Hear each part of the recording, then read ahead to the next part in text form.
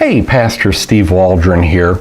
We're going to look at how the Premier Study Bible, of which this is the book block, handled 1 John 5:7. And, a lot of Bible commentaries and their notes either won't deal with it or say, well, it's not in any Greek manuscripts and not part of the original text and shouldn't be there. But we've been doing a lot of research on it, and so this was kind of the consensus of the editorial committee to put this in here. So I'm going to read to you about 1 John 5:7. And so this is a much disputed passage with little Greek manuscript support.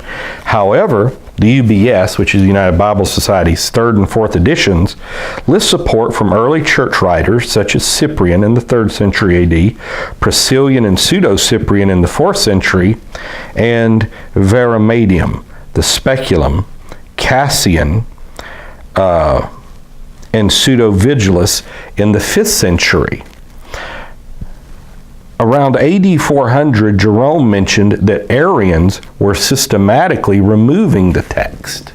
So Arians, this would have been those that didn't believe in the deity of Jesus.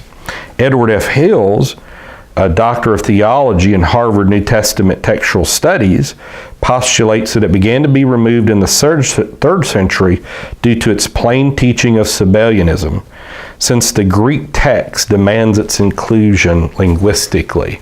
And many throughout history, people who know Greek say that if you're going to have proper Greek, if you remove verse 7, verses 6 and 8 don't match up in the Greek gender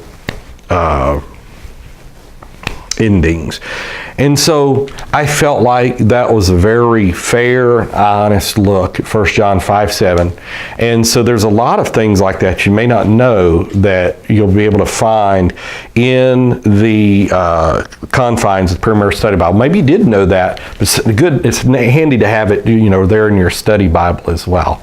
So if you'd like to order one of these, insigniabooks.com, and all the proceeds are going to the work of God. Nobody's getting any money for it. So God bless. We'll talk with you later in Jesus' name.